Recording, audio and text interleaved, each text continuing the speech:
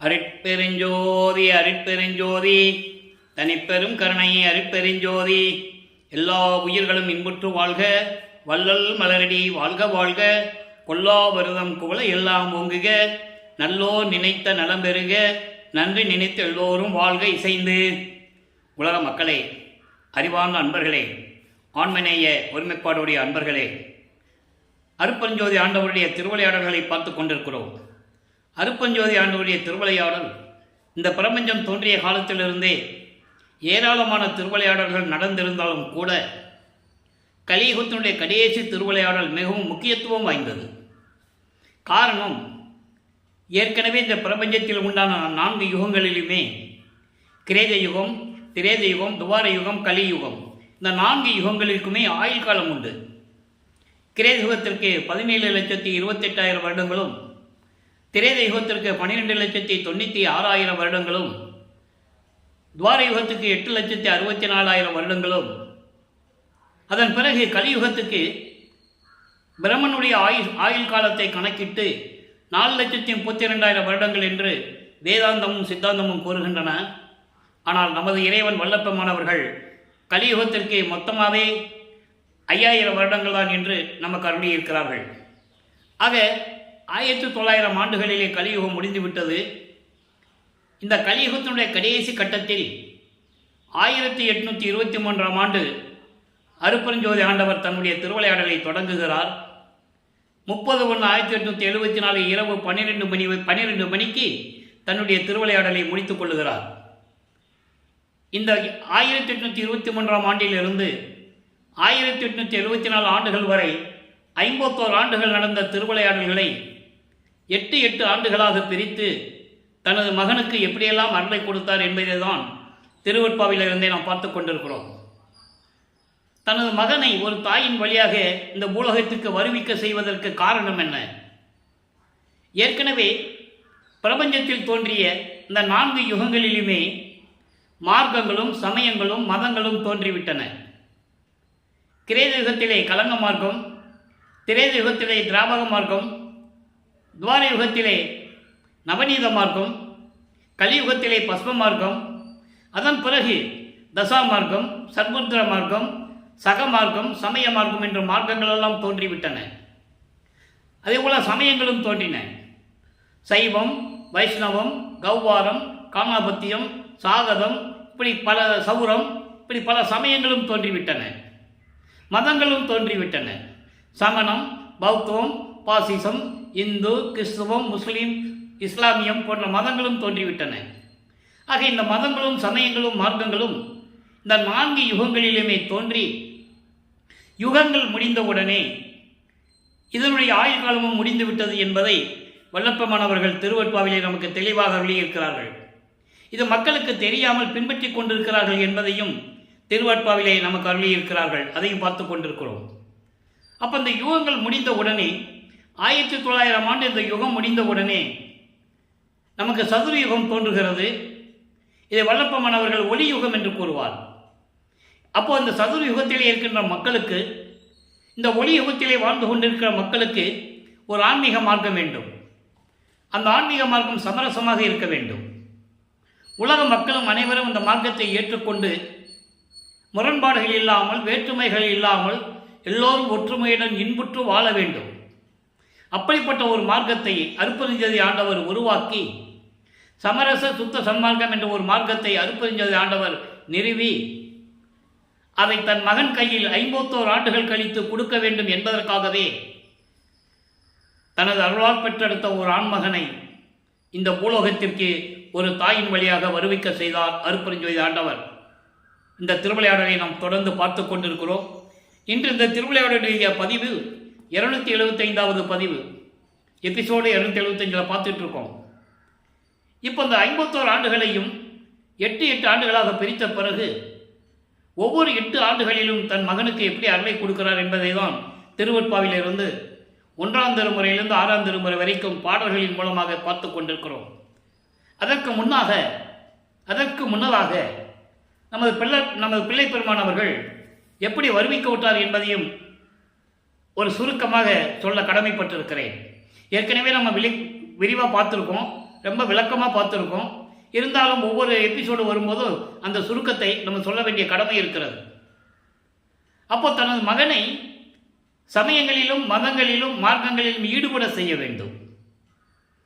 நமச்சிவாயா, சிவாய நம, ஓம் சிவாய நம என்று தன் மகன் சொல்ல வேண்டும். எந்த ஆசிரியரிடம் கல்வி கற்கக்கூடாது. இந்த உலகியல் படிப்பு, சந்தை படிப்பு தனது மகன் படிக்கக்கூடாது. யாரையும் தனது மகன் குருவாய் ஏற்றுக்கொள்ளக்கூடாது. இந்த அடிப்படையில் தனது மகனை ஒரு தாயின் கருவறையிலே இருக்க வைக்கிறார். நமது பிள்ளை பெருமான் அவர்கள் வருவிக்கப்பட்ட இடம் சிதம்பரம் அருகிலே மருதூர் என்ற கிராமத்திலே ராமைய பிள்ளை சின்னம்மையார் அவர்களுடைய இல்லற வாழ்க்கையில் சைவகுலத்தில் வருவிக்க உற்றார்.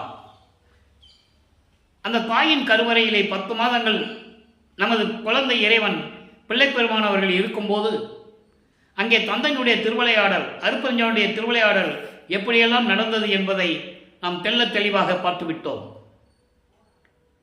கருவறையிலே இருக்கும்போது கருவறை என்ன ஒரே இருட்டாக இருக்கிறது என்று மகன் நினைக்கும் போது அருப்பரஞ்சாண்டவர் தன் மகனுக்கு கருவறையிலே ஒளி காட்டுகிறார், வெளிச்சத்தை காட்டுறார். உடனே தனது மகன் சிரித்து மகிழ்ந்ததை ஆனந்தமாக பார்த்து கொண்டிருக்கிறார் அருப்பரஞ்சோதி ஆண்டவர். அதன் பிறகு மகன் பசிக்கிறது என்று கூறும்போது அருளமுதம் ஊட்டுகிறார். நல்லா கவனிக்கணும். இறைவன், நமது குழந்தை இறைவன் ஒரு தாயின் கருவறையில் இருக்கும்போது, பொதுவாகவே ஒரு குழந்தை கருவறையில் இருக்கும்போது தாய் என்ன சாப்பிட்றாலோ அந்த உணவு தான், அந்த சத்தான உணவு தான் ஒரு ஒரு குழாய் வழியாக குழந்தைக்கு போகும். வல்லப்பெருமானுக்கு அப்படி அல்ல.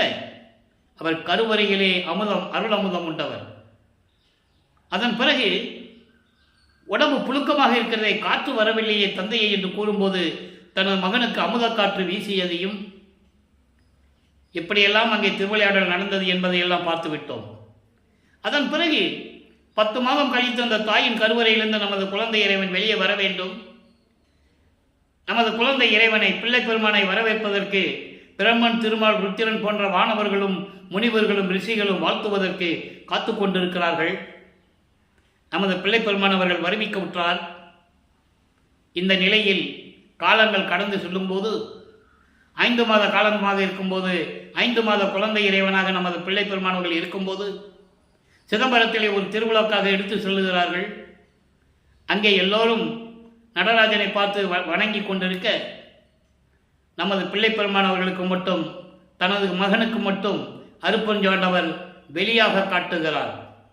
எந்த விதமான ஆடை அணியாமல், அணிகலன் அணியாமல், உருவம் இல்லாமல் வெளியாக காட்டுகிறார் என்பதை திருவருட்பா பாடலில் இருந்தே நாம் பார்த்து விட்டோம்.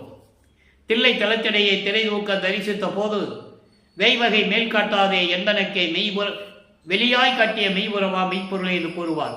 மெய் உறவு என்றால் உண்மையான தந்தை. உலகியலுக்காக ராமைய பிள்ளை அவர்களும் சென்னைமை அவர்களும் அந்த குழந்தையை வளர்த்து கொண்டிருக்கிறார்கள். அது உலகியல். ஆனால் மெய் உறவு யாரு? அருப்பரஞ்சோதி ஆண்டவர் என்பதை தெளிவாக நமக்கு அருளி இருக்கிறார்கள். மக்களிடம் யாரும் கூறவில்லை என்பதுதான் வேதனையான விஷயம். காரணம், வல்லப்பமானவர்கள் வருவிக்க உற்று 202 ஆண்டுகளாகியும் நமது இறைவனுடைய நிலையை, அருள் வல்லமையை, அருள் தன்மையை மக்களிடம் யாரும் எடுத்து சொல்லவில்லை. சுத்த சன்மார்க்கத்தின் விளக்கத்தையும் யாரும் எடுத்து கூறவில்லை. பொதுவாக பேசினார்கள். வல்லப்பமானவனை ஒரு குறிப்பிட்ட எல்லைக்குள் நிறுத்திவிட்டார்கள். அந்த நிலைகளெல்லாம் மாற வேண்டும் என்பதற்காகத்தான் திருவருட்பாவிலிருந்து நாம் பார்த்து கொண்டிருக்கிறோம். பாடலுடைய விளக்கங்களை கூறுவது எல்லாமே உண்மை, சத்தியம். யாரும் மறுக்க முடியாது பாடலுடைய விளக்கத்தை. அப்போ அங்கே வெளியாக காட்டிய உடனே வெட்ட வெளியாக காட்டுகிறார். அதன் பிறகு நமது குழந்தை இறைவனுக்கு மறைப்பு நிலை ஏற்படுகிறது. அதுக்கு முன்னதாகவே மருதூர் பக்கத்திலே பின்னலூர் என்ற ஒரு கிராமத்திலே ராமலிங்கேஸ்வரர் கோயில் என்று ஒரு கோயில் இருக்கிறது. அந்த கோயில் தான் ராமையா பிள்ளைக்கு குலதெய்வம். அங்கே தான் நம்ம பிள்ளை பெருமானவர்களுக்கு ராமலிங்கம் என்று பெயரிட்டு மொட்டை போட்டு காது குத்தி கடுக்கான் போட்டாங்க. அந்த கடுக்கானை கலட்டியது யார்? அப்போவே சொல்லிட்டார் அவர், நீ ஒரு தாயின் கருவறையில் கொண்டு வைக்கும்போது காதெல்லாம் குத்தலை, காதெல்லாம் ஓட்ட போடலை, கம்மல் போடலை, கடுக்காம் போடலை, போட்டான். நமக்கு தெரியாதப்பா, எல்லாம் நீ தான் பார்த்துக்கணும். இதை நான் தொட மாட்டேன். ஆக அந்த கடுக்கானை கலட்டியது அருப்பஞ்சோதி ஆண்டவர் என்பதை நாம் பாடல்களின் மூலமாக பார்த்து கொண்டிருக்கிறோம். உலகியலில் சொல்லுவாங்க, திருடம் போனார், போய் கடுக்கானை கலட்டினாங்க, திரும்பி படுத்தார், ஒரு கடுக்கானை கழட்டிக்கிட்டாங்க. அது உலகியல். அது இறைவனுடைய திருவிளையாடல் நடந்து கொண்டிருக்கிறது என்பதை நீங்கள் புரிந்து கொள்ள வேண்டும். அதை விளக்கத்தை நம்ம பின்னால் பார்க்க போகிறோம். அப்போ இந்த விலையில் இருக்கும்போது ராமையா பிள்ளை அவர்கள் காலமான உடனே அந்த அம்மையார், சின்னம்மையார் அவர்கள் குழந்தைகளை கூட்டிக்கிட்டு, ஏற்கனவே அவங்களுக்கு 2 பொண்ணு 2 பையன் இருக்கிறாங்க. அது உலகியலுக்காக அவங்க அந்த குழந்தை பிறந்தது. இந்த குழந்தை தெய்வ குழந்தைன்னு அவங்களுக்கு தெரியாது. அந்த நிலையிலே 5 குழந்தைகளை கூட்டுக்கிட்டு பொன்னேரி என்ற ஒரு கிராமத்துக்கு போகிறாங்க. அங்கே சில காரணங்களால் இருக்க முடியவில்லை. அதன் பிறகு அங்கே சென்னையிலே ஏழுகணர் பகுதியிலே வீராசாமி முதலியார் தெருவிலே குடியேறுகிறார்கள். அங்கே தான் இருக்கிறாங்க. அப்போ நமது பிள்ளை பெருமானவர்கள் வளர்ந்து கொண்டு இருக்கிறார். பள்ளிக்கூடத்தில் சேர்க்கணும். பள்ளிக்கூடத்தில் சேர்க்கிற வயது வந்து விட்டது. கொண்டு போய் பள்ளிக்கூடத்தில் சேர்க்குறாங்க. படிக்க முடியாது. மனம் இல்லையே. அங்கே தான் இறைவன் ஏற்கனவே சொன்னதானே, தன் மகன் யாரிடமும் போய் கல்வி கற்கக்கூடாது, உலகியல் படிப்பையோ இந்த சந்த படிப்பையோ படிக்கக்கூடாது. அதனால் அவரால் படிக்க முடியல. மனம் ஒரு நிலையில் இல்லை, படிக்க முடியாது சொல்லிட்டார். அப்போ வீட்டில் என்ன பண்ணுவாங்க, நம்ம பார்க்குறோம், ஒரு குழந்தை பள்ளிக்கூடத்தை சேர்த்து படிக்க முடியலன்னு திட்டுவாங்க, அடிப்பாங்க, ஏசுவாங்க, எல்லாம் பண்ணுவாங்க. அதுவும் நம்ம பிள்ளை பெருமானுக்கு நடந்து கொண்டு இருக்கிறது. அந்த நிலையில் இருக்கும்போது மனம் அமைதியை நாடுகிறது. அங்கே அதாவது கந்தகோட்டம் என்ற ஒரு இடத்திலே ஒரு ஒரு முருகன் கோயில், அங்கே விநாயகர் கோயில் எல்லாமே இருக்குது. அங்கே போய் உட்காந்துக்கிறது. யாராவது அங்கே வர்றவங்க, என்ன ராமலிங்கம் ஒரு மாதிரியாக இருக்கிற, வீட்டில் திட்டினாங்களா, பள்ளிக்கூடத்துக்கு போகலன்னு திட்டினாங்களா, சரிப்பா ஏதாவது முருகனை பற்றி பாடுப்பா அப்படின்னு சொல்லும்போது தான் அங்கே முருகனை பற்றி பாடியது. அது 5ஆம் திருமுறையிலே அந்த பாடல்கள் எல்லாம் உண்டு. அதன் பிறகு 8 ஆண்டுகள் முடிந்து விட்டது. ஒரு 8 முடிஞ்சு போச்சு. வரிமிக்க உற்ற 1ஆம் ஆண்டிலிருந்து 8 ஆண்டுகளுக்குள் ஒரு 8 முடிஞ்சு போச்சு. 2வது 8இல் அடியெடுத்து வைக்கிறார் நமது குழந்தை இறைவன் பிள்ளை பெருமான் அவர்கள். 9வது ஆண்டிலே இறைவன் அவர் முன் தோன்றி, மகனே நீ என்னால் வருவிக்க உற்றவன். அப்போ தான் அவருக்கு தெரியுது. ஏன் வருவிக்க விட்டாருன்னு தெரியாது. நல்ல கவனிக்கமாக கேட்கணும். எதுக்காக வருவிக்க விட்டான்னு அவரும் சொல்லலை. நீ வருவிக்க விட்ட மகன், ஞானத்தை அளிக்கிறோம், பெற்றுக்கொள். ஞானத்தை மட்டும்தான் கொடுப்பேன். மீதி காரியங்கள் எல்லாம் நடக்கக்கூடியதெல்லாம் முன்பருவம் பின்பருவம் காட்டி உனக்கு அருள் செய்வேன் என்று சொல்லி மறைந்து விடுகிறார். இப்போ வல்லப்பமன் அவர்களுக்கு இறைவனால் வருவிக்க உற்ற மகன் என்று தெரியும். ஆனால் வெளியில யாரையும் சொல்ல முடியாது, சொல்லவும் கூடாது. ஆக அந்த நிலையில் இருக்கும்போது 9வது ஆண்டிலே ஆட்கொண்டதை பாடல்களிலே கூறியிருக்கிறார்கள். ஆண்டாறு 3 ஆண்டிலே ஆட்கொண்ட அருள்கடலே என்று கூறுவார். ஆரோடு 3வது ஆண்டிலே என்னை ஆட்கொண்ட அருள்கடலே என்று கூறுவார். ஆக 9வது ஆண்டில் இறைவன் தன்னை ஆட்கொண்டதை தெளிவாக பாடல்களிலே கூறியிருக்கிறார்கள். அதன் பிறகு ஞானத்தை பெற்றுக்கொண்ட பிறகு 12 ஆண்டுகளுக்குள் 1ஆம் திருமுறை உருவாகிறது. திருவடி புகழ்ச்சி, விண்ணப்ப கலிவென்பா, நெஞ்சறிவுறுத்தல், சிவநேசவென்பா, மகாதேவ மாலை, திருவருள் முறையீடு, வடிவுடை மாணிக்க மாலை, இங்கித மாலை, 712 பாடல்கள். அப்போ அந்த நிலையில் இருக்கும்போது நாம் திருவருள் முறையீடிலிருந்து இறைவனுடைய திருவிளையாடலை பார்த்து கொண்டிருக்கிறோம். திருவருள் முறையீடு மொத்தம் 232 பாடல்களை கொண்டது. சிவபெருமானை எப்படி பாடுகிறார்? அப்போ அவருக்கு சிவபெருமான் தான் தெரியும். ஏற்கனவே சைவ குலத்திலிருந்து வருவிக்க உற்றவர். அவங்க எல்லாருமே சிவபெருமானை வழிபடக்கூடியவர்கள், சைவ நெறியை பின்பற்றக்கூடியவர்கள். அதனால் இவரும் சிவபெருமானை வழிபட்டுக் கொண்டிருக்கிறார். சைவ சமயத்தின் தலைவன் சிவபெருமான். சைவ சமயத்தின் அடையாளம் திருநீறு பூசுவது, உத்திராட்சமலை போட்டுகிறது, நமச்சிவாயா, சிவாய நம, ஓம் சிவாயா, சிவசிவா, சிவபெருமானே என்று சொல்லி வழிபடுவது. இது காலங்காலமாக நடந்து கொண்டிருக்கிறது. சைவ சமயங்களிலே. அப்போ இவர் அதே மாதிரி இருந்து கொண்டு பின்பற்றி கொண்டிருக்கிறார். ஏன்னா அவருக்கு எதுவுமே தெரியாது. சுத்த சன்மார்க்கம் என்ன தெரியாது, அருட்பெருஞ்ஞாண்டவர் இருக்கிறது தெரியாது. இந்த நிலையில் நமது பிள்ளை பெருமாள் இருந்து கொண்டிருக்கும் போது திருவருள் முறையீடு உதயமாகிறது. 232 பாடல்களையும் சிவபெருமானை பற்றி எப்படி பாடுகிறார் என்ற விளக்கங்களை எல்லாம் பார்த்து விட்டோம். அருளை கேட்பாரு, கொடுத்தாதானே. இப்போதானே ஆரம்பிச்சிருக்கு திருவிளையாடல். அப்போ சிவபெருமானை பற்றி பாடி எந்த அருளையும் பெற முடியவில்லை. உடனே அவருக்கு ஒரு மனம் தவிப்பு ஏற்படுகிறது, ஒரு ஏக்கம். ஒருவேளை அம்மனை பற்றி பாடினால் அருளை பெற்று விடலாமோ, அம்மையிடம் சொல்லி தந்தையிடம் இருந்து ஏதாவது அருளை பெற்று வாங்கிக் கொள்ளலாமோ என்ற ஒரு எதிர்பார்ப்பில் அம்மையை பற்றி பாடுகிறார். வடிவுடையம்மனை பற்றி பாடுகிறார். வடிவுடைய மாணிக்க மாலை உருவாகிறது. மொத்தம் 100 பாடல்கள். ஒவ்வொரு பாடலிலும் எப்படி வடிவனை பற்றி பாடும்போது சிவபெருமானை பற்றி எப்படி சேர்த்து சேர்த்து பாடுகிறார் என்பதையும், எப்படி முறையீடு செய்கிறார் என்பதையும் நாம் ஒவ்வொரு பாடலின் மூலமாக பார்த்து கொண்டிருக்கிறோம். இன்று 51வது பாடல். இதுவரை 50 பாடல்களுடைய விளக்கங்களை பார்த்துவிட்டோம். இன்று 51வது பாடல். இப்போ வல்லற்பமான் அவர்கள் 9வது ஆண்டிலிருந்து 16 ஆண்டுகளுக்குள் இருந்து கொண்டிருக்கிறார். பாடலுடைய விளக்கத்தை பாடலில் பாருங்க, விளக்கம் பாருங்க. வல்லாரும் வல்லவர் அல்லாரும் மற்ற மனிதர் முதல் எல்லாரும். நல்லா கவனிக்கணும், இதில் எவ்வளவு பெரிய உண்மை இருக்கிறது என்பதை நான் உங்களுக்கு விளக்கம் சொல்கிறேன். வல்லாரும் வல்லவர் அல்லாரும் மற்ற மனிதர் முதல் எல்லாரும். வல்லாரும் என்பது தேவர்கள், வல்லவர் அல்லார். வல்லவர் அல்லார்கள் என்பது தேவர்கள் இல்லாதவர்கள். யார்? அசுரர்கள். அவர்களை சுரர்கள், இவர்கள் அசுரர்கள். மற்றும் மனிதர்கள் எல்லாரும். இங்க 3 பிறவியை சொல்லியிருக்காரு. தேவர்கள், அசுரர்கள், மனிதர்கள். மொத்தம் 7 அவத்தைகள் உண்டு. அதை நம்ம 6ஆம் திருமுறையில் சொல்லுவார். இந்த பின்னால் விளக்கம் முறை அதை சொல்கிறேன். இதை மட்டும் ஞாபகம் வச்சுக்காங்க. மீதி அகவல்ல வரும். அகவல்ல வரும். ஊர்வன, பரப்பன, உருவன, நடப்பன, ஆர்வர காத்தல் அருப்பெருஞ்சோதி. ஊர்வன என்பது ஊர்ந்து செல்லக்கூடிய உயிரினங்கள், பரப்பன என்பது பறந்து செல்லக்கூடிய உயிரினங்கள், நடப்பன நடந்து செல்லக்கூடிய உயிரினங்கள், உருவன என்றால் தாவரங்கள். இது ஒரு 4, இது ஒரு 3, 7. ஆக இப்படி 7 பிறவிகள் உண்டு. முதல்ல இந்த 3 சொல்றாரு. இப்போ மீதி இருக்கிறது அவருக்கு தெரியாது. போக போக தான் நம்ம பாடலில் பார்க்க போகிறோம்.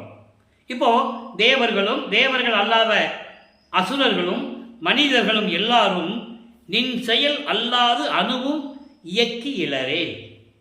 இவங்க எல்லாரும் சேர்ந்து உன்னுடைய அருள் இல்லை என்றால் சிறிது அளவு கூட அவங்களால இயங்க முடியாது. வடிவனை பற்றி சொல்லுகிறார், முறையீடு செய்கிறார், பின்னால் சொல்லுவார். அப்போ இவங்க எல்லாருமே உன்னுடைய அருள் இல்லாமல் இயங்க போறதில்லை. இல்லாமையினால் உழல் புல்லேன் செய்யும் குற்றங்கள் ஏது கண்டாய். தேவர்களுக்கு அசுரர்களுக்கும் எல்லா மனிதர்களுக்கும் உன்னுடைய அருள் இல்லாமல் எதுவும் நடக்க போறதில்லை. அவர்களுக்கெல்லாம் நீ பார்த்துக்கிட்டு தான் இருக்க.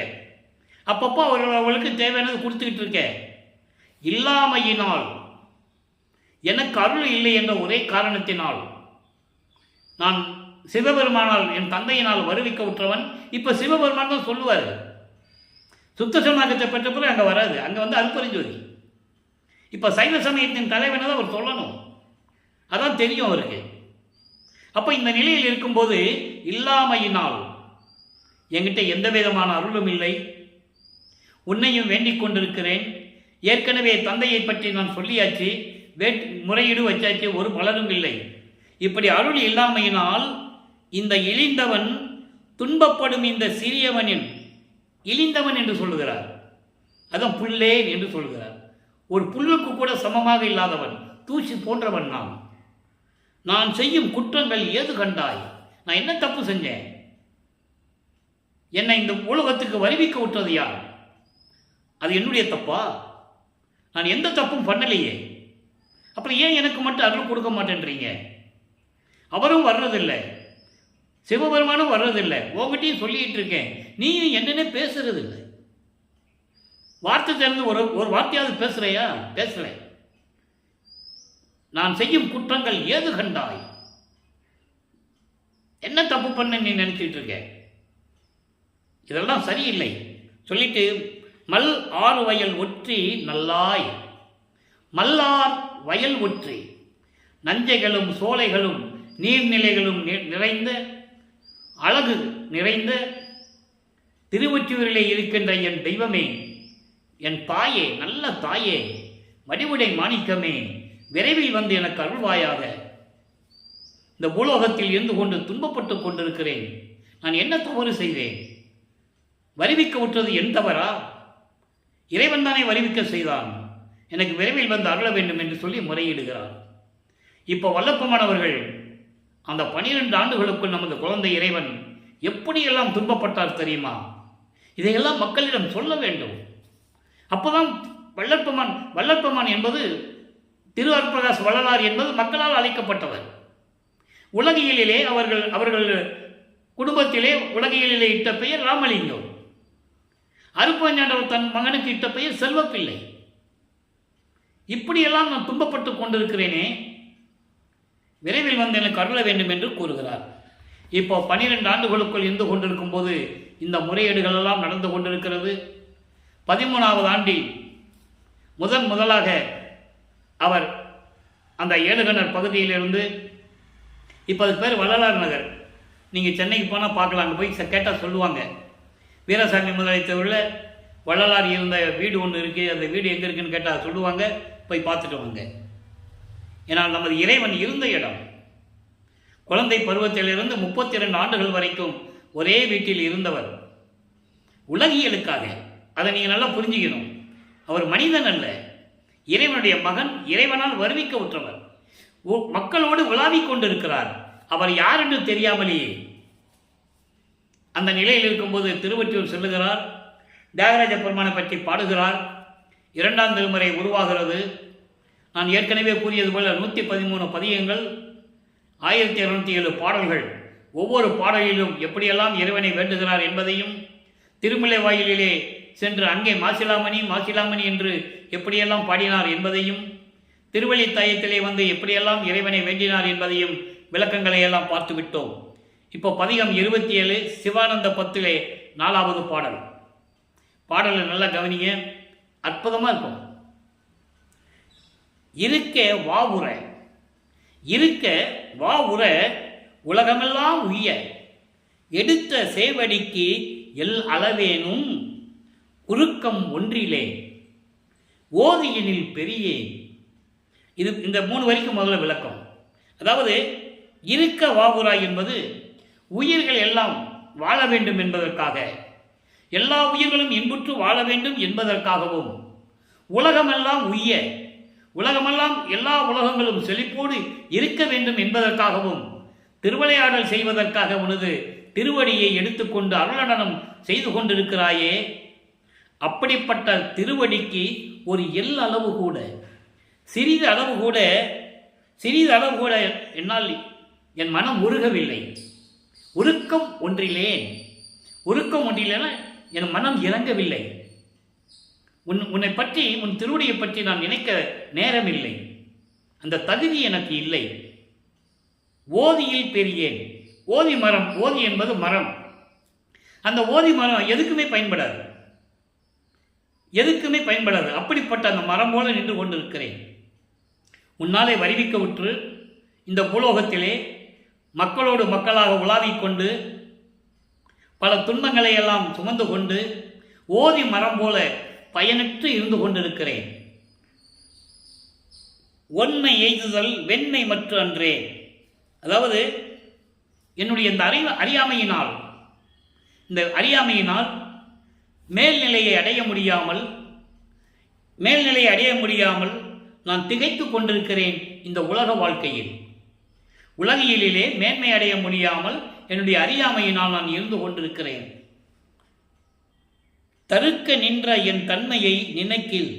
தருக்க நின்ற என்பது இப்படி செருக்கோடும் ஆணவத்தோடும் அறியாமையோடும் இருந்து கொண்டிருக்கிறேனே என்று நான் நினைக்கும் போது, என்னுடைய தன்மையை பற்றி, என்னுடைய செயல்களை பற்றி நான் நினைக்கும் போது தமியேனுக்கு தலை நடுக்கு உறும் கான்.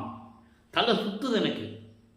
உன்னால் வருவிக்க விட்டு தனியனாக இருந்து கொண்டிருக்கிறேன். தனியன் என்பது தனி மரமாக, தனி ஆளாக, எந்த விதமான துணை இல்லாமல், எந்த விதமான பற்றும் இல்லாமல் தனி மரமாக நின்று கொண்டிருக்கிறேன். தனி ஆளாக நின்று கொண்டிருக்கிறேன். அதான் தமியேன் என்று சொல்லுகிறார்.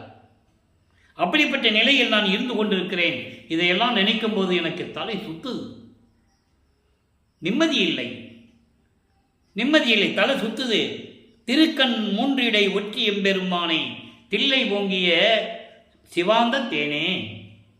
தில்லையிலும் விளங்கிக் கொண்டிருக்கிறாய், திருவொற்றியூரிலும் இருந்து கொண்டிருக்கிறாயே. நெற்றிக்கண்ணோடு 3 கண் உடைய இறைவனே, விரைவில் வந்து எனக்கு அருள வேண்டாமா என்று சொல்லி இந்த பாடலை நமக்கு அருளியிருக்கிறார்கள். ஆக தன்னுடைய நிலையையும் இறைவனிடம் எப்படியெல்லாம் முறையீடு செய்கிறார் என்பதையும் பார்த்துவிட்டோம். இப்போ வல்லப்பமானவர்கள் 16 ஆண்டுகளுக்குள் இருக்கும்போது எந்த விதமான அருளை பெற முடியாமல் தவித்துக் கொண்டிருக்கிறார். மனநிலை அப்படிப்பட்ட ஒரு இக்கட்டான நிலையில் இருந்து கொண்டிருக்கிறார். வீட்டுக்கும் வந்தாலும் பிரச்சனை. எங்கடா போன ராமலிங்க, எங்கடா சுற்றிட்டு வர, சாப்பிட்டையா சாப்பிடலையான்னு தெரியல, காலையில் எந்திரிச்சு நீ வாட்டுக்கு போயிடுற, எல்லாரும் தூங்கின பிறகு வர, தூங்கி யாரும் எந்திரிக்க முன்னால் நீ எந்திரிச்சு போயிடுற. இவர் நடந்து போகணுமே, நல்லா புரிஞ்சுக்கணும் நீங்கள். அப்போ அவருக்கு பறக்கிற சக்தியோ அண்டங்களை விட்டு அண்ட போகிற சக்தியெல்லாம் கிடையாது. எங்கே வேணாலும் அவர் நடந்து தான் போகணும், கால் வலிக்க நடந்து தான் போகணும். பாடலில் சொல்லுவார், இப்படியெல்லாம் சொல்லுவார் தெரியுமா. அதெல்லாம் நினைக்கும் போது நம்ம மனசு அப்படியே கண் கலங்கும். ஒரு இறைவன் தன்னுடைய மகனை இந்த பூலோகத்துக்கு அனுப்பி வச்சு எப்படியெல்லாம் தன் மகனை பக்குவப்படுத்துகிறார். பக்குவப்படணுன்றதுக்காக அதை செய்கிறார். தன் மகனை சமயங்களிலும் மதங்களிலும் இருக்க செய்து பக்குவப்படுத்தி சுத்த சன்மார்க்கத்தை கொடுக்க வேண்டுமே, அதுக்காக தானே வருவிக்க விட்டார். ஆன்ற சன்மார்க்கம் அணிபெற என்னைத்தான் ஈன்று, நல்லா கவனிக்கணும், என்னைத்தான் ஈன்று அப்படின்னா என்ன, அவருடைய அருள் சக்தியால் ஒரு ஆண்மகனை உருவாக்கி, என்னை உருவாக்கி இந்த சன்மார்க்கம், சுத்த சன்மார்க்கம் உலக மக்களிடையே விளங்க வேண்டும் என்பதற்காக என்னை வருவிக்க செய்தாயே என்று கூறுகிறார். தாயே என்று கூறுகிறார். நீயே என் தந்தை அருளுடையாய், என்னை நேர்ந்து பெற்ற தாயே என்று கூறுவார். தந்தையும் தாயும் நீதானே என்று கூறுவார். இப்போ அந்த நிலைகள் எல்லாம் முடிந்த பிறகு வல்லப்பன் அவர்கள் 3வது எட்டில் அடியெடுத்து வைக்கிறார். 3ஆம் திருமுறை உருவாகிறது. 19 பதிகங்கள், 235 பாடல்களுடைய விளக்கங்களை முழுமையாக பார்த்து விட்டோம். அதுவே ஒரு சுருக்கம். இப்போ திருவொற்றியூருக்கு போக வேண்டியது. இப்போ நிலைகள் மாறுது, காட்சிகள் மாறுது. இப்போ தியாகராஜ பெருமான் காட்சி கொடுப்பார். இவர் பார்த்து சந்தோஷப்பட்டு இருக்கிற நேரத்தில் திருப்பி மறைஞ்சிடுவார். ஆனால் பேசுறது இல்லை, பேச்சுவார்த்தையே கிடையாது. அப்போ இந்த நிலையில் இருக்கும்போது தன்னுடைய மனநிலையை, மன ஏக்கத்தை எப்படியாவது இறைவன் சொல்லணும். நம்ம போனாலும் வரமாட்டேன்றாரு, காட்சி கொடுக்குறாரு, மறைஞ்சிடுறாரு, பேசுறது இல்லை. அப்போ நாரையும் கிளிகளையும் தூது அனுப்புவார். நாரையும் கிளியும் நாட்டூரும் தூது என்ற பதிகத்தில் இருக்கின்ற பாடலுடைய விளக்கத்தை எல்லாம் பார்த்து விட்டோம். அதன் பிறகு எந்த விதமான பதிலும் இல்லை. உலகியலில் இருக்கின்றது போல ஒரு குடும்பத்தில் கஷ்டம் வந்தாலும் சரி, இல்லை ஒரு நல்ல காரியம் பண்ணணும்னாலும் சரி, என்ன பண்ணுவாங்க, குறி கேட்க போவாங்க, ஜோசியம் கேட்க போவாங்க. அந்த நிலையில் இவர் இருந்து கொண்டு ஒரு குரத்தி பெண்ணிடம் போய் குறி கேட்க போவதும், ஒரு ஜோசியம் பார்க்கிறகிட்ட போய் ஜோசியம் பார்க்க போவதும், நல்லா பார்த்து சொல்லுங்க, புரிநூல் உத்தமரே என்று சொல்லுவார். பூநூல் போட்ட உத்தமரே, இப்படிப்பட்ட இறைவன் என்னை இந்த பூலோகத்துக்கு அனுப்பி வச்சுட்டு இன்னும் வந்து என்கிட்ட வந்து சேரலை, எனக்கு எந்த விதமான அருளையும் கொடுக்கல, ஜாதகத்தை பார்த்து சொல்லுங்க, வருவாரா வரமாட்டாருன்னு கூட எனக்கு தெரியல, இப்படி நான் தவிச்சுக்கிட்டு இருக்கின்ற பாடலுடைய விளக்கங்களை எல்லாம் பார்த்து விட்டோம். இறுதியாக 19வது பதிகத்திலே சிவபெருமான் இவரை பார்த்து எப்படி திருவழியாக ஓடுகிறார் என்பதையும், ஏன் ஓடுகிறார் என்ற விளக்கத்தையும் நான் சொல்லிட்டேன். இப்போ இவங்ககிட்ட மாட்டிக்க கூடாது, கேட்குற கேள்விக்கு பதில் சொல்ல முடியாது. இன்னும் ஆண்டுகள் இருக்குது. இப்போ 24 ஆண்டுகள் தான் முடிஞ்சிருக்கு. இன்னும் 27 வருஷம் இருக்குது. 51 வருஷத்தில் 24 வருஷம் தான் முடிஞ்சிருக்கு. அந்த நிலையில் சிவபெருமான் எப்படி ஓடுகிறார், திரும்பி பார்க்காமல் ஓடுகிறார் என்பார். நானும் அவரை தொடர்ந்து ஓடினாலும் அவர் ஓட்டத்தை பிடிக்க ஒண்ணாதே, பிடிக்க முடியலையே, பிடிக்க முடியாதே, நான் என்ன பண்ணுவேன் அப்படின்னு அழுகிறார். இப்படியெல்லாம் என்னை தவிர்ப்பதில்லையே கேட்கும்போது அங்கே இருக்கிறவங்கெல்லாம் பார்க்குறவங்கெல்லாம் பார்ப்பாங்கல்ல, என்ன ராமலிங்கம், நாங்களும் பார்த்துக்கிட்டே இருக்கோம், தினமினி இந்த தெருவழியாக ஓடுறதும் திரும்பி அப்படியே சோர்ந்து போய் வர்றதும் என்ன விஷயம்னு கேட்பார். அப்போ இவர் சொல்லுவார், என்னை பார்த்து சிவபெருமான் ஓடுறாரு, நான் பின்னாலே ஓடுனேன், ஓட்டத்தை பிடிக்க முடியல அப்படின்னு சொல்லுவார். இதெல்லாம் பாடல்களுடைய விளக்கம், கதை அல்ல, கற்பனை அல்ல. பாடலுக்கிற விளக்கத்தை உங்களுக்கு நான் சொல்லிக்கிட்டு இருக்கேன். ஏற்கனவே நம்ம பார்த்துட்டோம், விளக்கமாக பார்த்துட்டோம், அதனுடைய சுருக்கத்தோடு சொல்கிறேன். அப்போ அங்கே இருக்கிறவங்க கேட்பாங்க, அதுக்கும் பதில் சொல்லுவார். அப்படியெல்லாம் கிடையாதுப்பா, நான் இப்படியாவது ஒரு அருளை பெறுவேன்னு சொல்லி அந்த விளக்கத்தை எல்லாம் சொல்லுவார். நீங்கள் என்ன சொன்னால் சரி, நான் அவன் மேல் காதல் கொண்டுள்ளேன், அளவில்லாத காதல் கொண்டுள்ளேன், அன்பு கொண்டுள்ளேன், அவனிடமிருந்து அருளை பெறாமல் நான் விடமாட்டேன் என்று கூறுவார். இந்த நிலைகளெல்லாம் மாறிய பிறகு 4ஆம் திருமுறை உருவாகிறது. இப்போ வல்லப்பமானவர்கள் 4வது இருந்து கொண்டிருக்கிறார். 4ஆம் திருமுறை உருவாகிறது. 8 பதியங்களில் 197 பாடல்கள். மீது 4 பதியங்கள் நான் ஏற்கனவே சொல்லிட்டேன். திருநாவுக்கரசர், திருஞான சம்பந்தர், இவர் சுந்தரர், மாணிக்கவாசகர், வாதவூரான் இவங்களை பற்றியும் பாடுவார். ஏன்னா அதன் விளக்கத்தையும் சொன்னேன் நான். ஒரு இறைவனை அடியார்களை பற்றி பாடும்போது அதனுடைய முக்கியத்துவத்தை நீங்கள் தெரிஞ்சுக்கணும். அவ்வளோதான். என்ன முக்கியத்துவம்னா, அந்த காலத்தில் இந்த சமணவர்களும் பௌத்தர்களும் ஒருத்தருக்கு ஒருத்தர் சண்டையிட்டு கொண்டு, அதே போல் சைவ சமயத்தை சேர்ந்தவர்களும் இந்த வைஷ்ணவ சமயத்தில் சேர்ந்த எல்லாருமே சேர்ந்து சைவ சமயத்தை சேர்ந்தவர்கள் எல்லாம் கூண்டு கூண்டாக எரித்தார்கள், எரித்து சாம்பலாக்கினார்கள், துன்புறுத்தினார்கள். அந்த காலகட்டங்களில் சைவ நெறியை பரப்பியவர்கள் என்பதற்காக, அவர்களுடைய புகழ் நீடித்து நிற்க வேண்டும் என்பதற்காக திருவருட்பாவிலே ஒரே இடத்தில் 4 பேரை பற்றி பாடியிருப்பார். அது போகட்டும். அப்போ அந்த 8 மீதி இருக்கிற 8 பதியங்கள் 197 பாடல்களில் எப்படியெல்லாம் இறைவன் அருள் கொடுத்தார் என்பதையெல்லாம் நாம் பார்த்து விட்டோம். அதனுடைய ஒரு சுருக்கம். 4வது 8 தொடங்கும் போது வல்லப்பெருமானவர்கள் 27வது ஆண்டில் வருவிக்க விட்டு 27 ஆண்டுகள் ஆகுது. நான் ஏற்கனவே சொல்லியிருக்கேன், வல்லப்பெருமானுக்கு வயசு கிடையாது. வல்லப்பெருமானை சொல்லும்போது அந்த வயசில் இருந்தார், இந்த வயசில் இருந்தார், இந்த வயசில் இருந்தார்னு சொல்லக்கூடாது. அவருக்கு ஏது வயது? ஒவ்வொரு யுகத்திலையும் இருந்தவர். எல்லாரையும் வயசு வச்சு சொன்னாங்களா? இல்லை. அப்போ வல்லப்பெருமானை மட்டும் ஏன் சொல்கிறாங்க? யோசித்து பார்க்கணும். நீங்கள் சிவபெருமானு, பிரம்மனு, திருமாலு, ருத்திரன் யாராக இருந்தாலும் சரி, யாராவது பேசுகிறாங்களா? இல்லை. அப்புறம் இவர் மட்டும் ஏன் வயசை வச்சு சொல்கிறாங்கன்னு அதுக்கு காரணம் இருக்குது. ஏனென்றால் சமயங்களிலும் மதங்களிலும் மார்க்கங்களில் பற்று கொண்டவர்கள், சுத்த சன்மார்க்கத்தை ஏற்றுக்கொள்ள மனமில்லாதவர்கள் இவரை ஒரு மனித பிறவி என்றே நினைத்து அப்படியே சித்தரித்தார்கள். தமிழ் துறவி என்றார்கள். நானே கேட்டிருக்கேன், காது கூட கேட்டிருக்கேன் பேசும்போது. அப்போ எனக்கு இந்த விவரங்கள்லாம் தெரியாது. நான் வடலூருக்கு வந்த புதுசு, இறைவனால் ஆட்கொள்ளப்பட்டு வந்தவன் நான். எனக்கு தெரியாது, அப்போ விவரங்களை தெரியலன்னு அப்படியே கேட்டுப்பேன் பேசுகிறவங்கிட்ட. என்ன தமிழ் துறவி என்று சொல்லுவார்கள். ஒரு எழுத்தாளர், வசனகர்த்தா, புரட்சியாளர், சிந்தனையாளர், இப்படி தான் சொல்லுவாங்க. அவர் இறைவனுடைய மகன் யாரும் சொன்னதில்லை. அவர் இறைவனுடைய மகன், அவர் அருப்பஞ்சனுடைய மகனாகவே வருவிக்க விட்டவர், ஒவ்வொரு யுகத்திலையும் இருந்தவர் என்பதை திருவருட்பாவில ஆதாரங்கள் இருக்கு. அப்போ அந்த நிலையில் இருக்கும்போது அவருக்கு கல்யாண ஏற்பாடு நடக்குது. ஏன்னா தனுக்கோடி அம்மையாரே இவருக்கு தாலி கட்டணும், இவர் தாலி கட்டணும், கட்டினா தான் நமக்கு விமோசனம் கிடைக்கும். இது ஏற்கனவே விண்ணுலகத்திலே நிர்ணயிக்கப்பட்டது. அந்த பாட்டுடைய விளக்கங்களை எல்லாம் பார்த்துட்டோம். நம்ம தினமும் விளக்கம் சொல்ல முடியாது, ஏன்னா நமக்கு நேரம் பத்தலை. அப்போ அந்த நிலையில் இருக்கும்போது இவர் தான் தாலி கட்டணும், காலத்தின் கட்டாயம், விமோசனம் கிடைக்கணும். புராணங்களெல்லாம் சொன்னாங்க, எவ்வளவோ விமோசனங்களை சொன்னாங்க. உதாரணத்துக்கு சொன்ன அகலியை சொன்னாங்க இல்லையா? அந்த முனிவன், கௌசிக முனிவனால் தன்னுடைய கணவனால் ஏற்பட்ட சாபத்தை இந்திரன் உறவாடி விட்டு வந்து விடுவான். கௌசிக முனிவன் போல வேஷம் போட்டு அவர்கிட்ட போய் உறவாடி விட்டு வந்து விடுவான். இது கௌசிக முனிவுக்கு தெரிஞ்சு சாபம் விடுவாங்க. அப்போ விமோசனம் என்னன்னு கேட்கும்போது அவர் சொல்லுவார், ராமர் பாதம் போட்டு அவனுக்கு விமோசனம் கிடைக்கும்னு சொல்லுவாங்க. இது புராணங்களிலே உண்டு. அதே மாதிரி இதையும் சொல்லணும், சொல்லி இருக்கணும். அவருக்கு தாலி கட்டுறதுக்காகப்போ அந்த அம்மா பூலோகத்துக்கு வந்தாங்க. இவர் வறுமைக்கு விட்ட குடும்பத்திலேயே அந்த அம்மா ஒரு பெண்ணாக பிறக்கிறாங்க. அந்த பெண்ணுக்கு இவர் தாய்மாமன் ஆகிறாரு, உலகியலுக்காக தாய்மாமன் ஆகிறாரு. அக்கா பொண்ணு அக்கா பொண்ணு இவருக்கு தாய்மாமன் தானே, அந்த பொண்ணுக்கு இவர் தாய்மாமன் தானே. இது உலகியலுக்காக. ஆனால் திருவிளையாடல் நடக்கிறது வேற.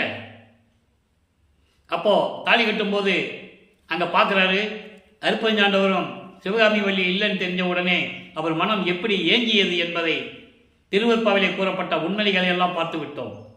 இப்போ என்ன பண்ணணும்? அவர் சுத்த சன்மார்க்கத்தை வாங்க போகணும். இப்போ அவருக்கு தெரியும், சுத்த சன்மார்க்க தெரியும். அப்போ அந்த சமயங்களையும் மதங்களையும் மார்க்கங்களையும் விடணும்.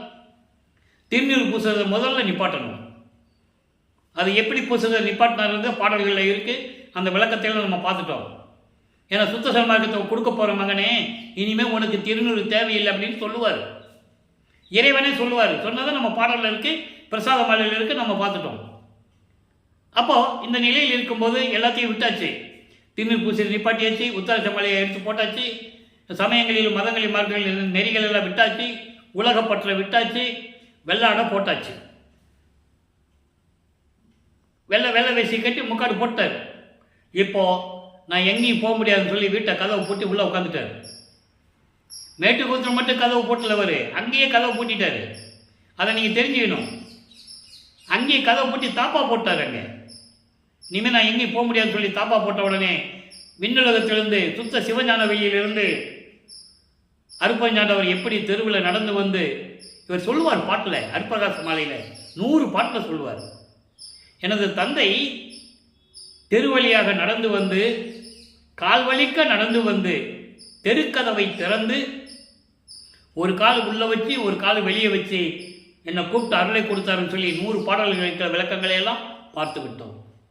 இப்போ சரிய கிரிய யோகம் 12 நிலைகளையும் விட்டாச்சு, எல்லாம் போட்டாச்சு. தத்துவங்களை கட்டுது ஒரு சக்தி எல்லாம் வாங்கியாச்சு.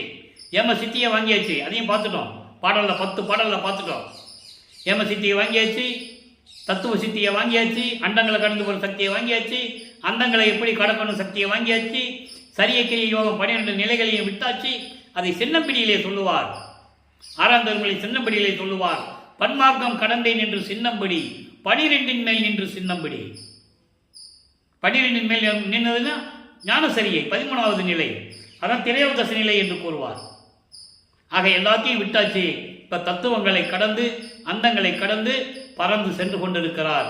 சுத்த சிவஞான வெளிக்கு சிவநிலையை தெரிந்திட சென்றேன் அப்படின்னு சொல்லுவார்.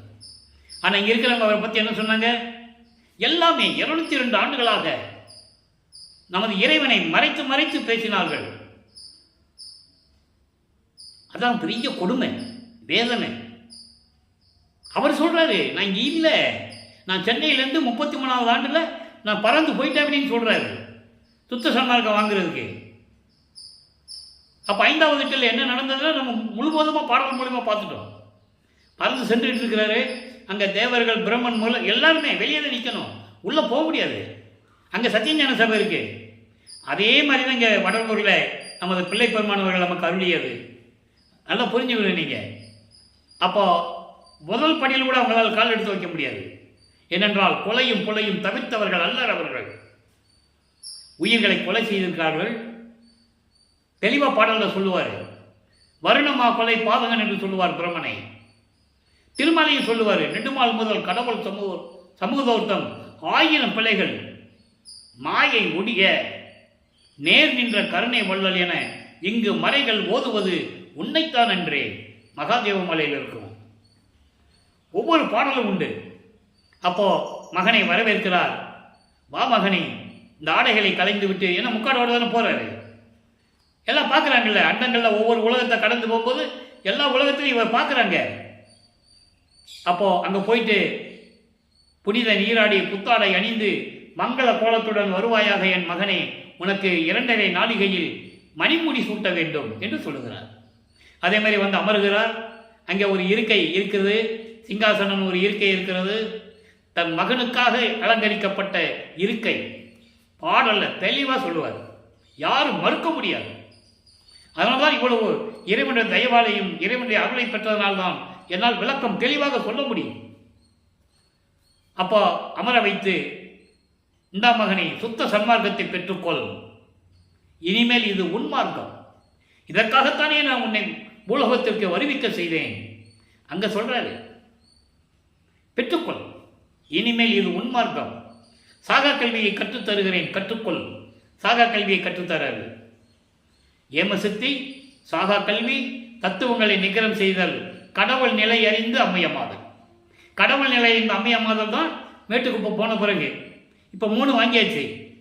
ஏமசித்தியை வாங்கியாச்சு, சாகா கல்வியை வாங்கியாச்சு, தத்துவங்களை நிகரம் செஞ்சாச்சு, தத்துவங்களை கடந்து போயாச்சு. ஆக சுத்த சன்மார்க்கத்தை பெற்றுக்கொண்டு வல்லப்பெருமான் அவர்கள் பூலோகத்துக்கு திரும்புகிறார். நேர சிதம்பரத்துக்கு தான் போகிறார். ஏன்னா அங்கே ஒரு நிகழ்ச்சி நடக்குது, அங்கே ஒரு திருவிளையாடல் நடக்குது. இவர் அங்கே போகணும். அங்கே பரசுராமனும் அந்த கருங்குழியில் இருக்கிற வீட்டு உரிமையாளர் வெங்கட ரெட்டி அங்கே பேசிக்கிட்டு இருக்காங்க. அந்த நேரத்தில் இவர் போய் எழுந்து அருளுகிறார். எழுந்து அருளுகிறார்னு சொல்லணும். திடீர்னு போய் நிற்கிறது. அண்டங்களிலிருந்து பறந்து வந்து திடீர்னு வந்து நிற்கிறது. எழுந்து அருளுகிறார். உடனே வெங்கட ரெட்டியார் நமது பிள்ளை பெருமான் அவர்களை அழைத்து கொண்டு, அப்போ நம்ம உலகியலுக்கு மாதிரி அவர் நடந்துக்கணும். புரிஞ்சுக்குதா உங்களுக்கு? அப்போ இங்கே கருங்குழியில் வந்து அமர்கிறார். உறைவிடமாக கொண்டுள்ளார் 9 ஆண்டுகள். அங்கே தந்தையும் மகனும் எப்படி உரையாடினார்கள் என்பதையெல்லாம் பாலுடைய விளக்கங்களை பார்த்து விட்டோம். இப்போ வல்லப்பெருமான் அவர்கள் 6வது இருந்து கொண்டிருக்கிறார். 6:48 எல்லா பாடலுடைய விளக்கங்களையும் நாம் பார்த்து விட்டோம். இப்போ ஜீவகாருண்ய ஒழுக்கம் உருவாக வேண்டும்.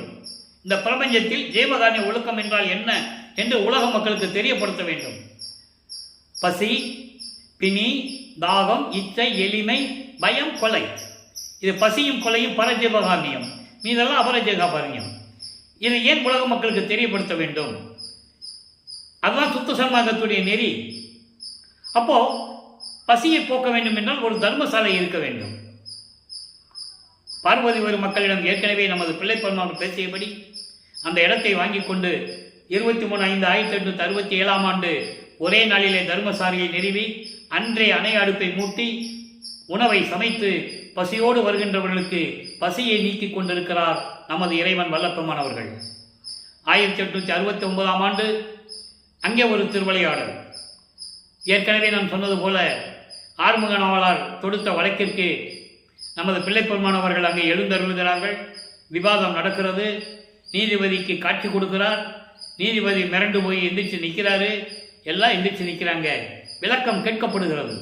எப்படி நீங்கள் இலக்கணம் இலக்கியம் கற்காமல் பாடல்களை இயற்றினீர்கள் என்று நீதிபதி கேட்க, இறைவன் அருளால் எழுதினேன், இறைவன் சொன்னான் எழுதினேன்.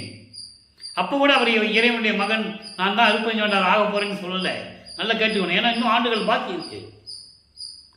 எதுவும் சொல்லவும் கூடாது. ஏன்னா நீ வேஷம் மட்டும்தான் போடணும். ஏற்கனவே உங்க அப்பா சொல்லிட்டாரு. பாடல் இருக்கு, இரு நிலத்து போல் வேடம் கட்டி இருத்தீங்களோன்னு சொல்லுவார். அந்த நிலையில் இருக்கும்போது நீதிபதி கூறுகிறார், அவர் உணர்கிறார், திருவருட்பாதான் இனிமேல் உலக மக்களுக்கு ஏற்றது. சமயங்களும் மதங்களும் மார்க்கங்களும் ஜாதிகளும் இல்லாத ஒரு நூல், எந்த நெறியும் இல்லாத நூல், சுத்த சன்மார்க்க நெறி நூல். இது உலக மக்களுக்கு தேவை என்று சொல்லி தீர்ப்பளிக்கிறார். திருவருட்பாவை மறுப்பா என்று அறிவிக்க முடியாது, இந்த வழக்கை தள்ளுபடி செய்கிறேன் என்று சொல்லி தள்ளுபடி செய்கிறார். அந்த தீர்ப்பை பெற்றுக்கொண்டு ஏன் அங்கே நீதிபதியிடம் கூறுகிறார் என்றால், அது பின்னாலே அகவலிலே உருவானது. அங்க சொல்றாரு, சாதியும் மதமும் சமயமும் இல்லாத இறைவன் அருப்பெருஞ்சோதின்னு சொல்றார். அதான் அகவல்ல வந்தது. சாதியும் மதமும் சமயமும் பொய்யென ஆதியில் உணர்த்திய அருப்பெருஞ்சோதி, சாதியும் மதமும் சமயமும் காணா ஆதியானாதயம் அருப்பெருஞ்சோதி அகவல்ல உண்டு. ஏன் ஞானசரியிலே உண்டு. நம்ம ஞானசரி விளக்கணும் நம்ம பார்க்கல. மேட்டுக்கு போன பிறகுதான் நம்ம அங்கே பார்க்க போறோம். நீ 3 ஆண்டுகள் பாக்கி இருக்கு. அது வரைக்கும் தர்மசாலையில் என்ன நடந்தது என்பதை நாம் பார்த்து கொண்டிருக்கிறோம். உத்தரஞான சிதம்பரம் மாலை உருவாச்சு, நடராஜபதி மாலை உருவாச்சு. நான் ஏற்கனவே சொல்லியிருக்கேன், நடராஜபதி மாலை என்பது அருப்பெருஞ்சோதி ஆண்டவர். அருப்பெருஞ்சோதி நடராஜபதி. சிதம்பரத்தில் இருக்கிற நடராஜனும் வேற, அது நடராஜன். நடராஜன் என்பவன் சைவ சமயத்தின் தலைவன். அங்கே என்ன வேணால் பண்ணிக்கலாம், எப்படி வேணாலும் இருக்கலாம், என்ன வேணாலும் சாப்பிடலாம். அது சமயங்களை சார்ந்தது, மதங்களை சார்ந்தது, மார்க்கங்களை சார்ந்தது. அருப்பெருஞ்சோதி அப்படி அல்ல என்பதை தெளிவாக நாம் பார்த்துவிட்டோம். சர்க்குரிமணி மாலையிலும் இறைவனுடைய நிலையையும் இறைவன் எப்படியெல்லாம் வந்து தனக்கு அருளை கொடுத்தார் என்பதையும் தெளிவாக பார்த்துவிட்டோம். இப்போ அம்பலவாணர் ஆட வருகை என்ற பதிகத்தில் இருந்த பாடல்களை பார்த்து கொண்டிருக்கிறோம். கூப்பிடுறார். இப்போ தர்மசாலையில் இருந்துக்கிட்டு நமக்கு நேரம் வந்துச்சு, இனி 3 ஆண்டுகள் தான் பாக்கி இருக்கு. இப்போ வல்லப்பெருமான் அவர்கள் 48வது ஆண்டில் இருந்து கொண்டிருக்கிறார். இந்த பூலோகத்துக்கு வந்து 48 வருஷம் ஆயிடுச்சு. அப்போ எப்படி இறைவனை கூப்பிடுகிறார் என்பதை பாடல் மூலமாக பார்த்து கொண்டிருக்கிறோம். நல்லா பாருங்க. திருவாளர் போற்ற என்னோடு, திருவாளர் போற்ற என்னோடு திருவனையார் வாழ்த்த, இங்கே பெரு வாய்மை பெருந்தகையீர் ஆடவாரீர். பேராசை பொங்குகின்றேன் ஆடவாரீர். ஆடவாரீர் என்பது என் கூட வந்துரு, நம்ம ரெண்டு பேரும் சேர்ந்து தானே இந்த பிரபஞ்சத்தை இயக்கணும், சீக்கிரவான் கூப்பிடுறாரு. திருவாளர் போற்ற என்பது தேவர்கள், தேவர்கள் போற்ற திருவனையார் வாழ்த்த. திருவனையார் என்பது அருளாற்றல் பெற்றவர்கள். யாரு? இந்த ரிஷிகள், முனிவர்கள், சித்தர்கள். அவங்கெல்லாம் வல்லப்பு மன்னனுடைய கீழ்நிலையில் இருக்கின்றவர்கள். மூவரும் தேவரும் முத்தரும் சித்தரும் யாவரும் பெற்றிடாயியல் என கழித்தனை. செத்து செத்து பிறக்கும் இத்தேவர்கள் என் முன் வழியிலர் என்று சொல்லுவார்.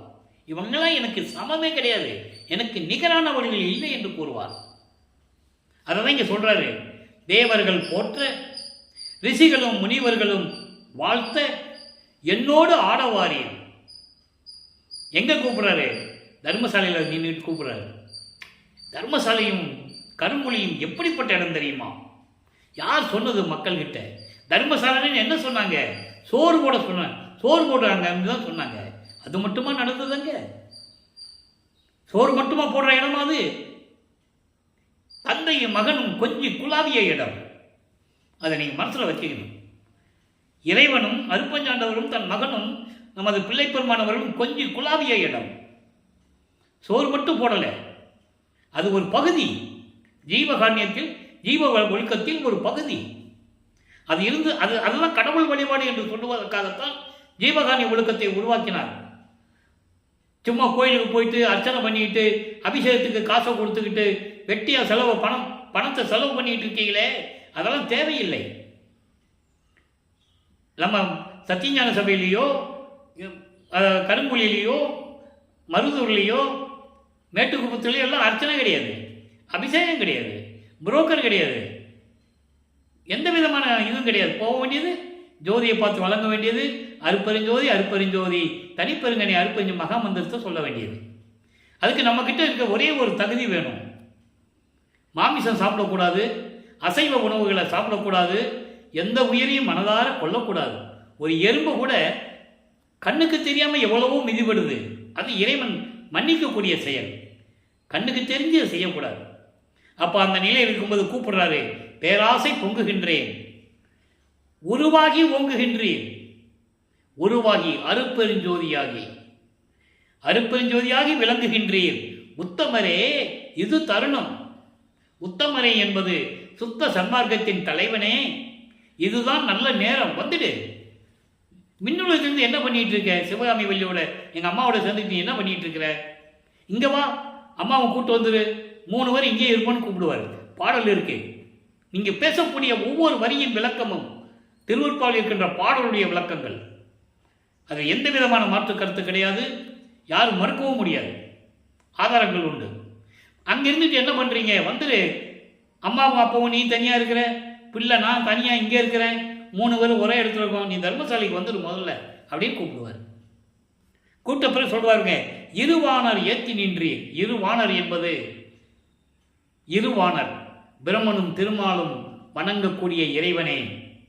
ஏன் 2 பேரும் விழுந்து விழுந்து வணங்குறாங்கன்னா, இன்னும் இறைவனுடைய முடியை பார்க்கவில்லை. தெளிவாக கூறுகிறார். பிரம்மன் முடியை பார்க்க முடியாமல் ஆணவத்தினால் நான் தான் பெரியவன் என்று சொல்ல, முடியை பார்க்க முடியாமல் அன்னப்பறவையாக உருவம் எடுத்து மேலே பறந்து சென்று கொண்டிருக்கிறான். திருமால் பன்றி உருவம் எடுத்து பாதாள உலகத்துக்கு சென்று கொண்டிருக்கிறான். திருவரியை பார்ப்பதற்கு பார்க்க முடியாமல் கண்களில் நீர் வழிந்து அழுது கொண்டு புலம்பிக் கொண்டிருக்கிறார்கள். இன்னமும் பாடல் உண்டு. நெடுமாலும் பன்றி என நெடுநாள் நேடியும் கண்டறியாத பூம்பாதங்கள். தெளிவா சொல்லுவார். பூத்திடுமவனும் காத்திடுமவனும். பூத்திடுமவன பிரமன், காத்திடுமவன திருமால். 2 பேருமே புல் விலங்கு உருக்கோடு நேடியும். புல்லுனா பறவை, அன்னப்பறவை. விலங்குனா பன்னி. பன்றி உருவம் எடுத்து உருமாறியும் ஏத்திடும் முடியும் கூத்திடும் அடியும்.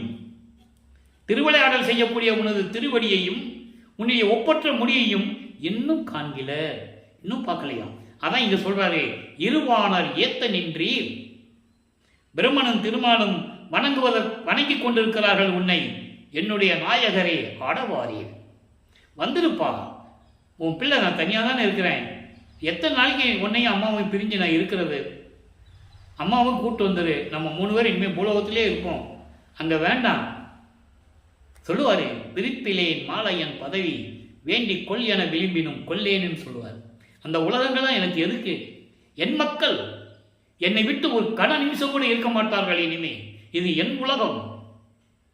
எப்படி சொல்கிறா பாருங்க, இது என் உலகம், என் மக்கள், நான் இங்கே தான் இருப்பேன், இங்கே சித்தி உலகத்தில். அங்கே இருந்துட்டு தான் பிரபஞ்சத்தை இயக்குறார். போனார், கதவை சாத்திட்டாரு, மறைஞ்சிட்டாரு, எங்கேயோ போயிட்டாரு, இப்படியே சொல்லி சொல்லி அவரை ஒரு குழப்பத்தில் உருவாக்கி விட்டாங்க மக்களை. ஏன் மறையணும்? ஒரு இறைவனார்னு சொல்ல வேண்டியதானே, ஒரே வரி தானே, இறைவனானார்ப்பா, ஜோதியானார் இறைவனானார், அங்கே தான் இருக்கிறாரு. அவரே சொல்கிறாரு, நான் இங்கே தான் இருக்கேன்னு சொல்கிறாரு. ஆனால் கூட இருந்த வேலாயுதம் அவர்கள் என்ன சொல்கிறாரு, அவர் பாயை சுருட்டி எடுத்துக்கிட்டு எங்கேயோ போயிட்டார், ஐரோப்பியா நடுக்கும் ரஷ்யா நடுக்கும் வேலை செய்ய போயிட்டாருன்றாரு. கல்வெட்டில் இருக்கு, ஆதாரங்கள் இருக்கு. அப்போ கூட இருந்தவங்களே அப்படி சொன்னால் மக்கள் எப்படி நம்புவாங்க? யோசனை பண்ணி பாருங்க. ஆக ஏன் சொல்கிறேன்னா, மக்களுக்கு புரியணும். கதவை சாத்திட்டாரு, தாப்பா போட்டாரு, உள்ளே போய் மறைஞ்சிட்டாரு. ஏன் மறைஞ்சிட்டாருன்னு சொல்கிறீங்க? அவர் மறைஞ்சிட்டாருன்னு சொன்னாரா? இங்கே தான் இருப்பேன், மற்ற கண்களுக்கு நான் தெரிய மாட்டேன், தெளிவாக சொல்கிறார்ல. அப்போ இறைவனாட்டாக இருந்தாலும் சொல்லணும். இப்போது இருக்கட்டும், இதெல்லாம் பேசணுன்னா நான் மணிக்கணக்கில் பேசுவேன். மலேசியாவில் பேசும்போது சரி, நான் எல்லா சபைகளையும் பேசியிருக்கேன். ஆனால் ஒரு தடவை பேச கூப்பிட்டாங்கன்னா திருப்பி என்னை கூப்பிட மாட்டாங்க. உண்மையை பேசுகிறவங்கள சும்மா அப்படியே 2 ஜோக்கு சொல்லி அப்படியே பேசிட்டு போனால் கூப்பிட்டுருப்பாங்க. நமக்கு அந்த வழக்கம் கிடையாது. நான் வள்ளலார் ஊழியன், இறைவனால் அங்கீகரிக்கப்பட்டவன், திருவருட்பால் இருக்கின்ற உண்மையை மட்டும்தான் பேசுவேன். இப்போது அனுபவ மாலையில் பார்க்க போகிற நேரம் நெருங்கி கொண்டு, அதான் சொன்னேன், அதெல்லாம் பேசணும்னா நிறைய பேசுவேன். எல்லா விளக்கங்கள் இருக்குது. அதான் சொன்னார், கூட இருந்தவர்களை எனக்கு சதி செய்தனர் சொல்லுவார். அப்போ அவர் இறைவன் என்ன நினைச்சாலும் என்ன வேணா பண்ணியிருக்கலாம் அவங்கள. ஆனால் அது செய்யக்கூடாது.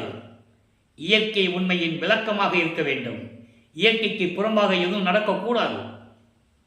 அதனால அவர் யாருக்கும் சொல்லலாமா மனக்குமுறல். அவர் வெளிப்படையாக பாடலில் சொல்றாரு, என்னுடன் இருந்தவரெல்லாம் சதி செய்தனர்.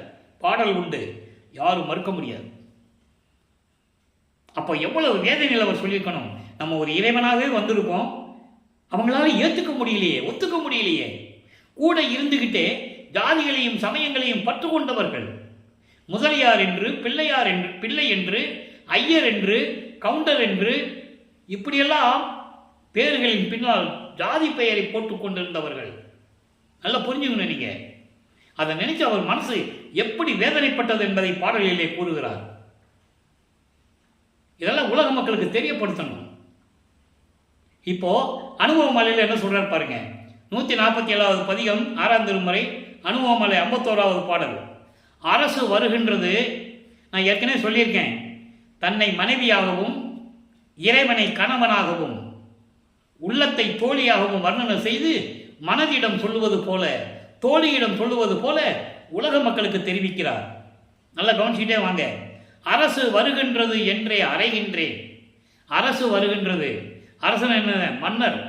மன்னர் வருகின்றது, மன்னர் வருகின்றார் என்று நான் சொல்லுகின்றேன். மன்னர் வருகின்றான்னு என்ன இருக்கும்? பறை சாட்டும், நாத ஒளி, இசை ஒளி எல்லாம் கேட்கும்ல, பறை சாட்டிக்கிட்டே வருவாங்க. அதான் சொல்றாரு, அரசு வருகின்றது என்று நான் அறைகின்றேன், மன்னர் வருகிறார் என்று நான் சொல்லுகின்றேன். நீதான் ஐயமுறையில் உற்று கேள் அசையாது தோழி. நான் இறைவன் வருகிறார் என்று நான் சொல்லுகின்றேன். என் தோழியே, நீயாவது மனதிடம் சொல்லுவது போல உலக மக்களுக்கு சொல்கிறார். உலக மக்களே, நீங்கள் நான் சொல்லுவதை கேளுங்கள், சந்தேகப்பட வேண்டாம். நான் சொல்லுவதை கவனமாக கேளுங்கள், மனதை ஒரு நிலைப்படுத்தி கேளுங்கள். அசையாது. அசையாது என்றால் மனதை ஒரு நிலைப்படுத்தி உற்று கேள். நல்லா கவனிச்சுக்கணும். நான் சொல்றதெல்லாம் ரொம்ப கவனமாக கேட்கணும். சொல்லிட்டு சொல்றாரு, முரசு. நான் சொன்னேன்ல, ஒரு அரசன் வந்தால் என்ன பண்ணும்? முரசு கொட்டும், சங்கு ஒலி கேட்கும், வீணை முதல் நாத ஒலி மிகவும் முழங்குவது. ஒரு அரசன் வந்தால் இதெல்லாம் முழங்கும். அதே போல இசை முழங்க, முரசு முழங்க, நாத ஒலி முழங்க, மிகவும் முழங்குவது திருமேனி வழங்கும் தெய்வ மனம்தான். அவர் வர முன்னாலே அவருடைய மனம் வருகிறது, தெய்வ மனம், கற்பூர மனம். நான் ஏற்கனவே விளக்கம் கொடுத்திருக்கிறேன். சுத்த தேகம் என்றால் என்ன, பிரவண தேகம் என்றால் என்ன, ஞான தேகம் என்றால் என்ன என்பது. சுத்த தேகம் என்பது மல்லிகை மனம் வீசும், பிரவண தேகம் என்பது திருநீர் மனம் வீசும். இதை தான் சொல்லுவார் இவர். திருநீர் கேட்பார், எல்லாருக்கும் ஒரு அடியார் வேடத்தில் வந்து திருநீர் கொடுத்துட்டு இருப்பார். ஆனால் மற்றவங்களுக்கு தெரியாது இவர் இறைவன்.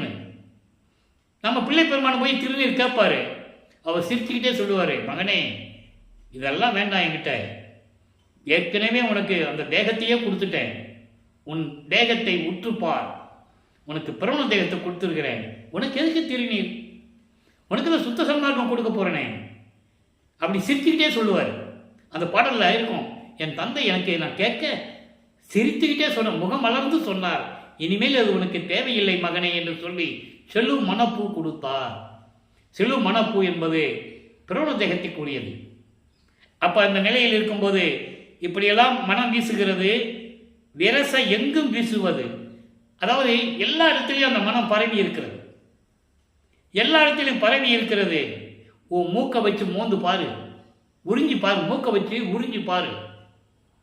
தோழிகிட்ட சொல்லுவது போல உலக மக்களுக்கு சொல்றாரு, இந்த பாருங்க என்னுடைய கணவர் வருகிறார், மன்னர் வருகிறார், நாத ஒலி முரசு சங்க ஒலி எல்லாம் கேட்குது. அவர் வரும்போது அவர் மேனி வந்து கற்பூர மனம் வீசும், தெய்வ மனம் வீசும். தெய்வம் கற்பூர மனம் என்பது ஞான தேவம், அதுதான் தெய்வ மனம், தெய்வீக மனம்.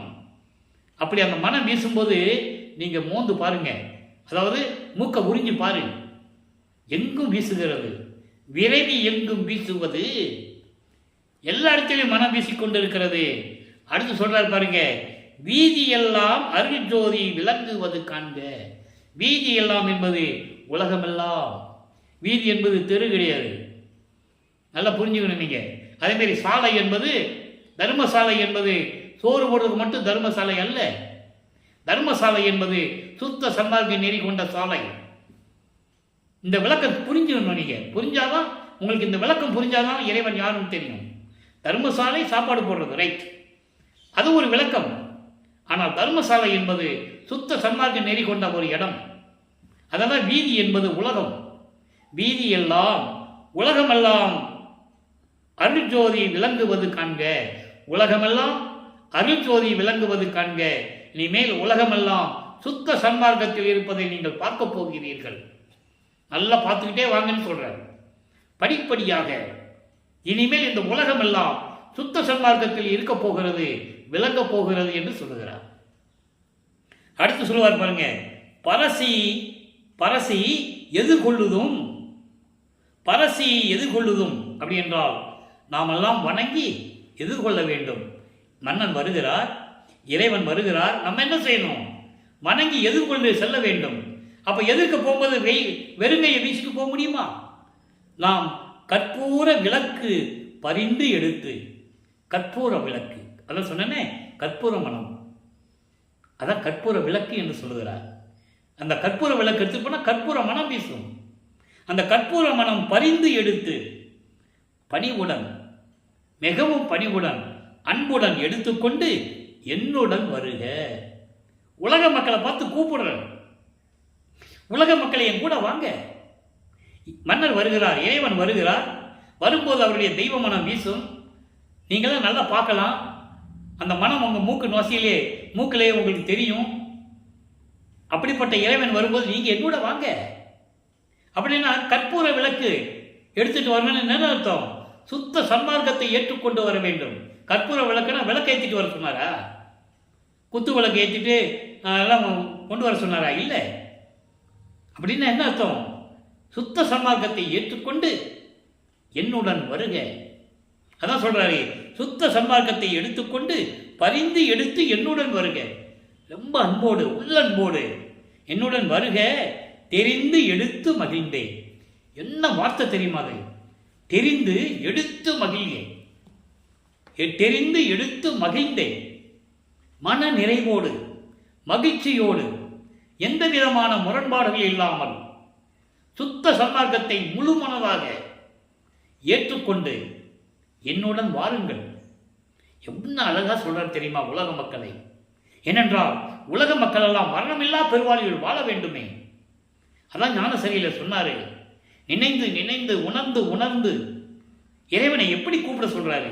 ஊற்றலும் கண்ணீர் அதனால் உடம்பு நனைந்து நனைந்து அருளமுதே நன்னிதியே ஞான நடத்தரசே என் உரிமை நாயகனே என்று வணைந்து வணைந்து ஏத்துதனாம் வம்பீன் வாங்கன்னு சொல்றாரு. உலகீர் உலக மக்களே மரணமில்லா பெருவாழ்வில் வாழ்ந்திடலாம் கண்டீர். அதான் இங்க சொல்றாரு, தெரிந்து எடுத்து மகிழ்ந்து மகிழ்ச்சியோடு உள்ள அன்போடு இறைவன் மீது காதலோடு நீங்கள் சுத்த சமாகத்தை பெற்றுக்கொண்டு என்னுடன் வாருங்கள். இறைவனுடைய நிகழ்ச்சியை நீங்கள் பார்க்கலாம், இறைவனுடைய திருவிளையாடலை பார்க்கலாம், இறைவனுடைய அருளை பெறலாம், நேரடியாக இறைவனுடைய அருளை பெறலாம் என்று கூறுகிறார்.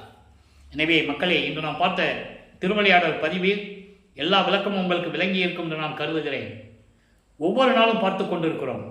அன்பர்களே, நீங்களும் சுத்த சன்மார்க்கத்தில் இணைந்து அருட்பெருஞ்சோதி அருட்பெருஞ்சோதி தனிப்பெருங்கனை அருட்பெருஞ்சோதி என்ற மகாமந்திரத்தை உச்சரித்து கொலையும் புலையும் தவிர்த்து சைவ நெறியில் இருந்து கொண்டு அசைவ உணவுகளை எல்லாம் நீக்கி ஜோதி வழிபாட்டை ஏற்றுக்கொண்டு இறைவனை வணங்கி இறைவனுடைய அருளையும் செல்வங்களை எல்லாம் பெற்று நீங்கள் வாழ்வாங்கு வாழ வேண்டும். நோயற்ற வாழ்வில் நீங்கள் வாழ வேண்டும். இறைவனுடைய தயவோடையும் கருணையோடையும் இந்த வள்ளலார் ஊழியன் வாழ்த்தி விடைபெறுகிறேன். நன்றி, வணக்கம். மீண்டும் நாளை சந்திப்போம். அருட்பெருஞ்சோதி அருட்பெருஞ்சோதி தனிப்பெரும் கருணை அருட்பெருஞ்சோதி. நாளையும் இறைவனுடைய திருவிளையாடல் தொடரும். கண்டு மகிழ்ந்து இறைவனுடைய அருளை பெற்றுக்கொள்ளுங்கள்.